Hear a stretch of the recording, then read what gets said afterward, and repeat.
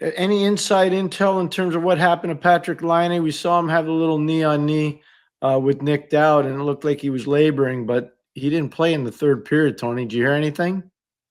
No, I didn't hear anything, to be honest, Pierre. What I will tell you is this, though. The Canadiens had a power play with a couple of minutes to go in period number 2, and you could just sense the frustration. Laine was not moving much. Now, was it because he wasn't moving because he was laboring, or is it because he wasn't moving because he hasn't been moving much on the power play in the final month of the season? This is a power play that statistically just keeps on getting worse and worse and worse. And when you don't have, with all due respect, a second line, and you have a passenger or two, and you have the youngest team in the National Hockey League, and you're going up against a very veteran team who's a better team, who's bigger, who's stronger, who's got more experience, you're going to need your power play to score you big goals. And Patrik Laine, not only tonight, but for the last little while, and I don't want to pick on him, but he's just way too predictable on the power play. Now, that's not all his fault.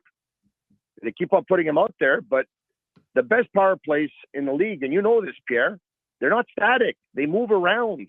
They don't make it predictable. They have different set plays, not just one.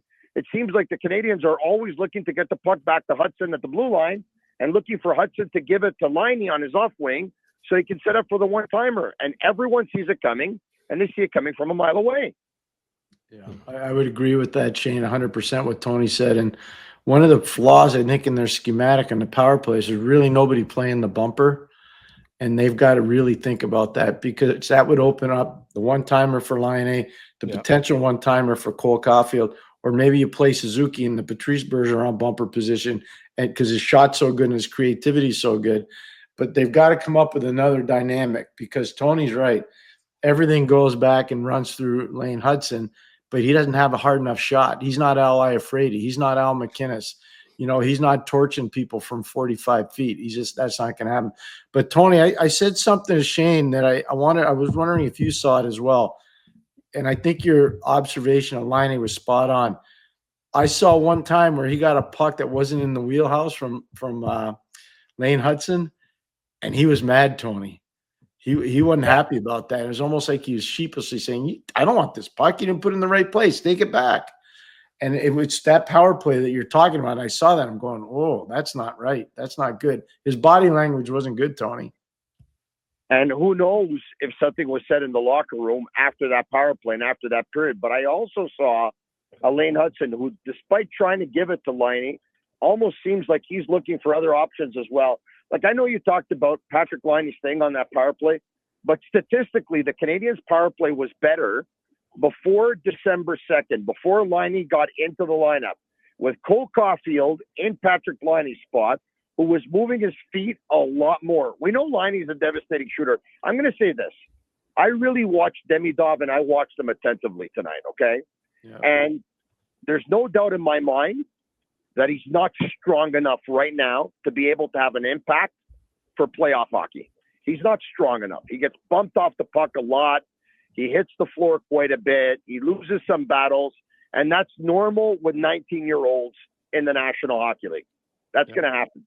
But I also saw him get better as the game went on. Mm-hmm. He got better as they gave him more ice when they played 3 lines in period number 3.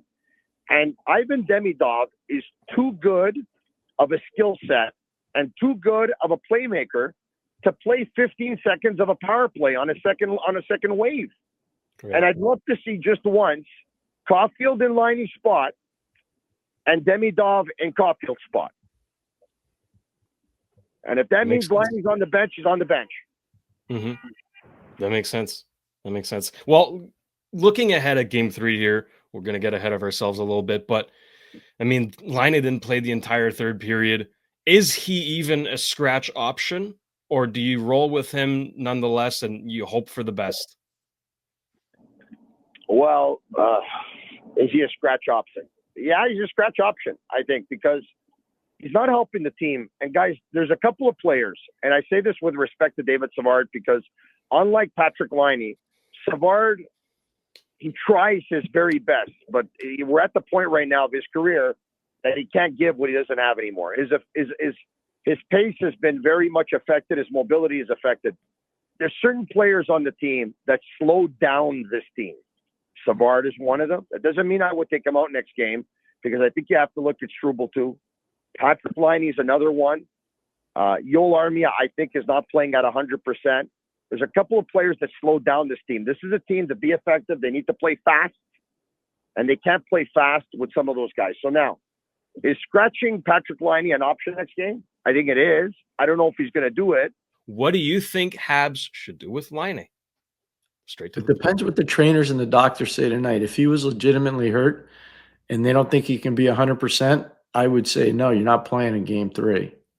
I wouldn't be afraid to do that, but it comes down to what the medical report is. At least that's my take, Shayne. I don't know what you're thinking, but if he can't be 100%, I've seen him at close to 100% Yeah. in the last little while, and it hasn't been good enough.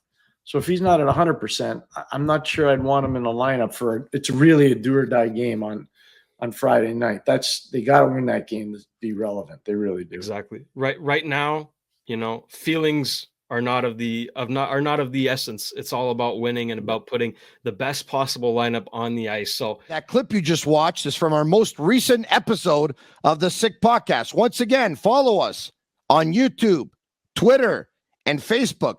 Subscribe to our YouTube channel. It's absolutely free, and you'll be notified when we go live.